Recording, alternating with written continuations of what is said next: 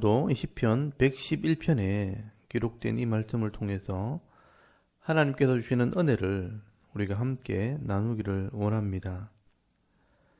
이 시편 111편은 예배 중에 드리는 공적인 찬송이라고 할 수 있습니다. 그래서 여러분 1절을 보시면 할렐루야, 내가 정직한 자들의 모임과 회중 가운데서 전심으로 여호와께 감사하리로다 라고 말씀을 합니다. 여러분 여기 시편 기자는요, 정직한 자들의 모임과 회중 가운데서 여호와께 감사한다라고 말씀을 합니다. 여러분 여기 정직한 자의 모임과 회중은 구원받은 성도들의 모임, 이 교회를 말하는 것입니다. 성도들이 하나님 앞에서 공식적으로 모였을 때 우리가 이렇게 감사하고 찬송하라는 것입니다.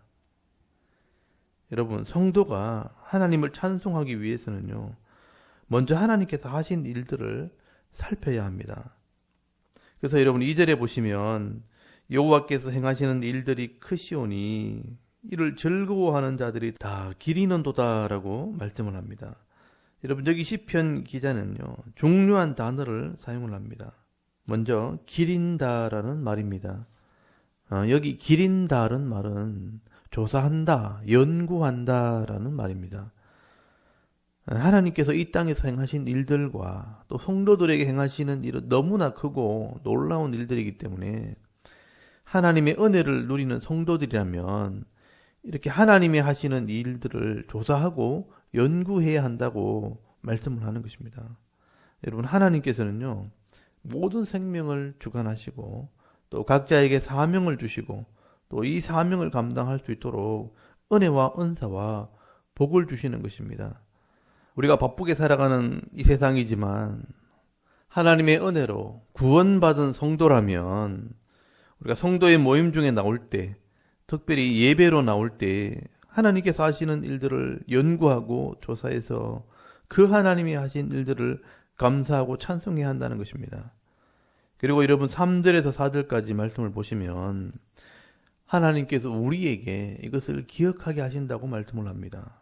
그의 행하시는 일이 존귀하고 어미하며 그의 의가 영원히 서 있도다. 그의 기적을 사람이 기억하게 하셨으니 여호와는 은혜로우시고 자비로우시도다 라고 말씀을 합니다. 여러분 여기 중요한 단어는요, 기억하게 하셨다는 것입니다. 여러분 하나님께서 행하시는 일은요, 존귀하고 뛰어나고 어미하며 빛나고 영광스러우며 그의 의는 영원한 것입니다. 그런데 하나님께서요, 이 놀라운 일들을 사람들에게 기억하게 하셨다, 기록해서 남겨놓으셨다, 사람들이 알 수 있도록 하셨다라고 말씀을 합니다. 그게 바로 하나님의 은혜와 자비라는 것입니다. 여러분 불신자들이야 자기 삶을 살기 바쁘기 때문에 하나님께서 어떤 은혜를 베푸셨는지 또 하나님께서 우리에게 어떤 복을 주셨는지 관심도 없지만 하나님께서 우리 성도들에게는요, 하나님께서 하시는 일들을 알 수 있도록 기억하게 하신다는 것입니다. 그래서 여러분 성도들이 하나님께 감사할 수 있고요, 하나님을 찬송할 수 있는 것입니다.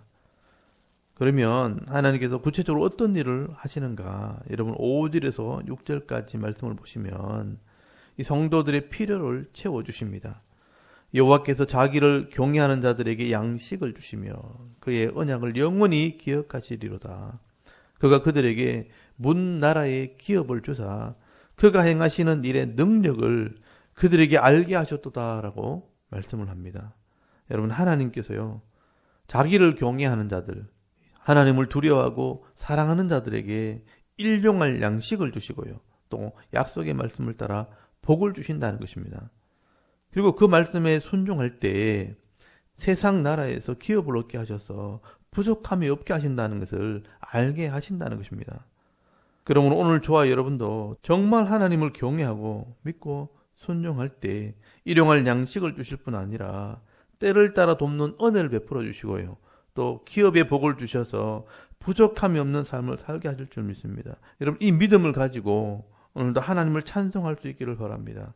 그리고 하나님께서는 공의와 정의로 이 땅을 다스리십니다.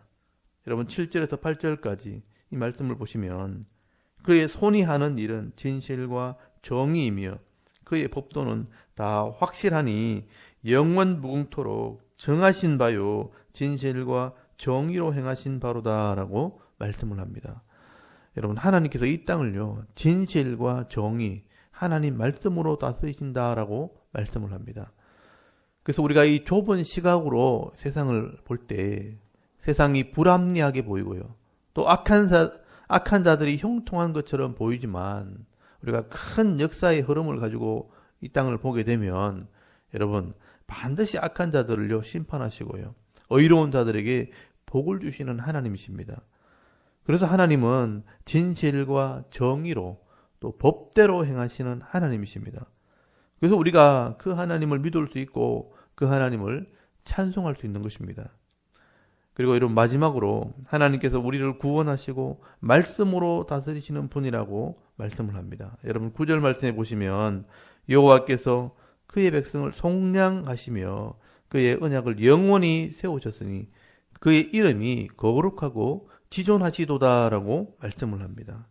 여러분, 하나님께서는요 자기 백성의 죄를 속량하시는 하나님, 죄의 값을 지불하시는 하나님이십니다.